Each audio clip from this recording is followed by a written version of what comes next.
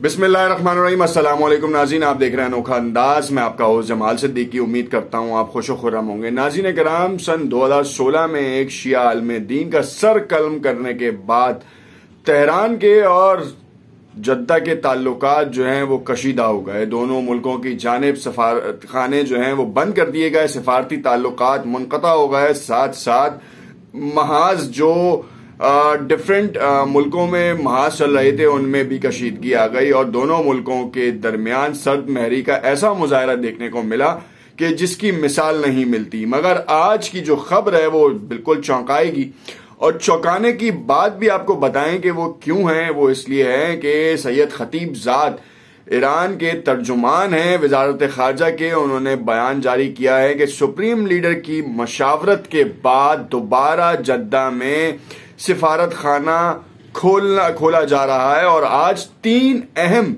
रुकन जो हैं वो जद्दा जा चुके हैं। अब तक जब तक ये वीडियो बन रही है और आप तक जब तक ये मिलेगी उस वक्त तक उनकी जो है वो मीटिंग भी हो रही होगी और उसके जो नुकात हैं उसके हवाले से नेक्स्ट अपडेट में बताएंगे। मगर इस वक्त जो सबसे बड़ी ब्रेकिंग न्यूज है वो ये है कि अबू धाबी में होने वाले अटैक में जो ड्रोन का नाम लिया गया था और उसके पीछे हूसियों का नाम लिया गया और बहुत सी एजेंसीज ने यह कंफर्म किया कि यह हूसी बागियों की कार्रवाई है, उसका आपको फैक्ट्स एंड फिगर्स के हवाले से बताएं कि ये कैसे मुमकिन है कि 2200 किलोमीटर का अगर जमीनी रास्ता है और एरियल डिस्टेंस जो है वो 1400 किलोमीटर तक जा रहा है, तो बीच में मुतादिद शहर आते हैं। और अगर समंदरी हुदूद से जाया जाए तो पर्शियन गल्फ में बाकायदा सिक्योरिटी के ऐसे इंतजामात हैं कि जिसकी मिसाल नहीं मिलती, क्योंकि फ्रंट के ऊपर बहुत से मुकामात ऐसे हैं जहां पर सिक्योरिटी बहुत टाइट है। कैसे उसको रोका जा सकता था और ये जो बयानात सामने है इसकी पूरी हकीकत अपने इस वीलॉग में शेयर करेंगे और बताएंगे कि आखिर कहानी क्या है। जो काम कहा जा रहा था वो किस हवाले से। नए आने वाले नाज़रीन से इल्तमास करते हैं कि अगर उन्होंने चैनल सब्सक्राइब नहीं किया तो जरूर सब्सक्राइब कर लें और इस वीडियो को आखिर तक देखें ताकि आपको पूरी मालूमात मिल सके और ये पता चल सके कि आखिर इन तमाम कॉन्स्पायरेसीज का या इन तमाम न्यूज का मकसद क्या है, क्यों ये नशर की जाती हैं। सबसे पहले आपको बताएं कि ईरान ने सऊदी अरब में अपना सिफारत खाना खोलने का अंदिया दिया है, जो 2016 में पैदा होने वाली कशीदगी के बायस बंद कर दिया गया था, जो कि हमने आपको भी बताया भी। ईरान के 3 अहम सिफारतकार जद्दा पहुंचे हैं जहां वो अपने मुल्क के OIC का नुमाइंदा दफ्तर का दोबारा इफ्तिताह करेंगे, जो दोनों मुल्कों के दरमियान कशीदगी के बायस 6 साल से बंद था। और इसमें सैयद खतीबजाद ने बाकायदा तौर पर कहा है कि ईरान के साथ 5 बार ईरान और सऊदीया के साथ 5वीं बार जो है वो मुलाकात में ये बात तय हो चुकी है कि दोनों मुल्क जो हैं वो अब कशीदगी कम करने में अपने तमाम तर वसाइल बरूएकार लेकर आएंगे और जिसके लिए जहां तक जाना पड़ा वो जाएंगे। हूसियों के हवाले से भी बड़ी अपडेट आपको बताएं कि लास्ट वीडियो में हमने आपको अबू धाबी के ऊपर होने वाले अटैक के बारे में बताया था, जो 2 अटैक्स थे, जिसमें एक जगह पे जेर तामीर एयरपोर्ट पे किया गया और दूसरी तरफ जो है वो ऑयल टैंकर्स को निशाना बनाया गया, जिसमें 3 अफराद की हलाकत थी जो आज 4 हो गई है और तकरीबन दर्जनों के करीब जख्मी हैं। और उसमें यह कहा जा रहा था कि ये हूसियों की तरफ से। अगर आप एरियल डिस्टेंस की बात करें तो जैसे कि हमने आपको बताया कि जमीनी रास्ता अगर सना या मारिब के इलाके से देखा जाए तो बहुत ज्यादा बनता है। 2200 किलोमीटर का जो एरिया है वो जमीनी है और 1400 किलोमीटर का जो एरिया है वो फिजाई है, यानी कि एरियल डिस्टेंस जिसे कहते हैं आप। अब अगर कोई ड्रोन अगर 1400 किलोमीटर का रास्ता तय करके जा रहा है तो बीच में जितने भी सपोर्टेड डिफेंस सिस्टम है क्या वो नकारा है, सबसे पहला सवाल। दूसरा सवाल यह कि अगर वो डिटेक्ट नहीं कर पाए तो इंटरनल सिक्योरिटी जोन्स होते हैं जो कि इन तमाम खतरात को रडार पे भांप कर बताए जाते हैं। जो ऑटो मिसाइल डिफेंस सिस्टम जो है वो तो नाकारा चले हो गया, रडार पे भी ये जो है वो नजर नहीं आ पाया, ये बड़ी अलग सी बात है। हर शहर के अहाते में जो है या बाउंड्रीज में जो है वो बाकायदा डिफेंस के लिए रडार्स एस्टेब्लिश हैं, इंस्टॉल्ड हैं और UAE की तमाम रियासतों में ये इंस्टॉल्ड हैं, चाहे फुजैरा हो, उम्मुल क्वैन हो या अबू धाबी हो या फिर दुबई हो।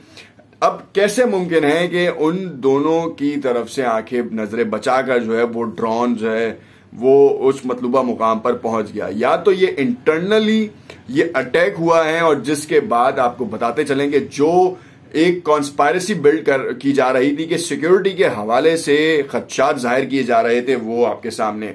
यूएई की जो स्ट्रेटेजी रही वो ये थी कि हूसियों ने कुछ अरसा कबल जो है वो इनको थ्रेट किया था कि इसराइल से ताल्लुकात मुनक़ता करें और उसके बाद जो है वो इन तमाम मसाइल के हल के लिए काम करें। तो इसी को जवाब बनाते हुए कहा गया, और रॉयटर्स वो पहली एजेंसी है जिसने ये कहा कि हूसियों ने ये क्लेम किया है कि ये अटैक उन्होंने किया है और ये एक अटैक की शुरुआत है, इनिशियल स्टेजेस हैं। आगे आगे देखें इस तरह के मामलात और होंगे अगर यूएई पीछे नहीं हटता। अबू धाबी को इसलिए टारगेट किया गया कि नफ्ताली बेनेट ने सफारत खाना और छावनी के कयाम की जो बात आपको की थी वो इस वक्त जो है वो बाकायदा तौर पर उसके ऊपर काम शुरू हो चुका है। कल तक की ये रिपोर्ट थी कि उन्होंने सिर्फ ये कयासराइयां थी कि हूसियों की तरफ से, बाकायदा तौर पर फिर आज उन्होंने जो है वो इसका बयान भी दिया जिसकी पूरी आपको हमने डिटेल दी है। और अगर आपको हमारी बात पे भी यकीन नहीं है तो गूगल मैप पे जाके कम से कम एरियल डिस्टेंस एक आम आदमी के समझने के लिए बहुत इजीली वो वहां पर डिस्क्राइब कर देगा। अब अगर दाऊद जो उनका वो है ड्रोन टेक्नोलॉजी है, तो अगर आप देखें तो वो 500 किलोमीटर की एक्सटेंडेड जो है वो डिस्टेंस कवर कर सकती है। 500 किलोमीटर और 1400 किलोमीटर में बड़ा जमीन आसमान का फर्क है। तो ये बात तो साबित है कि या तो ये ओमान की टेरिटरी से चला है या फिर अगर ये इंटरनली अबू धाबी से ये चला है और टारगेट किया गया है और इसका नाम अगर लिया गया होगा तो ये एक अलग बात है, मगर ये यमन से जो है फ्लाई करके नहीं गया। और अगर आपको बताते चलें कि इस वक्त अगर ये समंदरी हुदूद से गया है तो पर्शियन गल्फ ऑफ ओमान, ये पूरा रास्ता तय करते हुए गया और किसी की नजरों में नहीं आया। अगर कोई बहरी जहाज से ये जो है वो अटैक किया गया है तो उस बहरी जहाज की बाकायदा जो है वो ट्रैकिंग हो सकती है, रडार पे जो है वो बाकायदा ट्रैक हो सकता है। ये समझने की बात है आम इंसान के लिए भी, हमें और आपको इसके लिए जो है ना वो बाकायदा पूरा एक निज़ाम नहीं चाहिए। सिर्फ ये देखना है कि इस वक्त जो बॉर्डर सिक्योरिटी है वो क्या कर रही है। अगर अबू धाबी में ये काम हो चुका है तो इसका मतलब है कि उनका डिफेंस का निज़ाम खराब है। एक लम्हे को हम मान लेते हैं कि ये हूसियों की तरफ से कार्रवाई है, तो हूसियों की तरफ से जब ये कार्रवाई हुई है तो इसका कोई ना कोई तो जवाब आपको मिलेगा, कोई ना कोई निशानदेही तो आपको मिलेगी। सिर्फ ड्रोन के परखचे जो जमा करने से और उनको जो है वहां से मिलाने से तो कोई नहीं है। और इसी के चलते हुए यूएई का स्टांस बड़ा भारी है। सफारत खाना खुले या ना खुले, मामलात हल होने चाहिए दोनों जाने, चाहे वो सऊदीया की तरफ से हो या ईरान की तरफ से हो। और यमन को इस वक्त जंग से निकालना बहुत जरूरी है। 6 साल में शदीद तरीन हालात खराब है। उम्मीद करता हूं आपको छोटा सा तज्जिया समझ में आया होगा। नेक्स्ट वीडियो में आपको बताएंगे कि इस वक्त इसराइल क्यों बढ़ चढ़ के आगे आ रहा है और कहा जा रहा है कि टेरर फंडिंग से ईरान को तक़वियत मिलेगी। कमेंट में अपनी राय से जरूर आगाह कीजिएगा। शुक्रिया।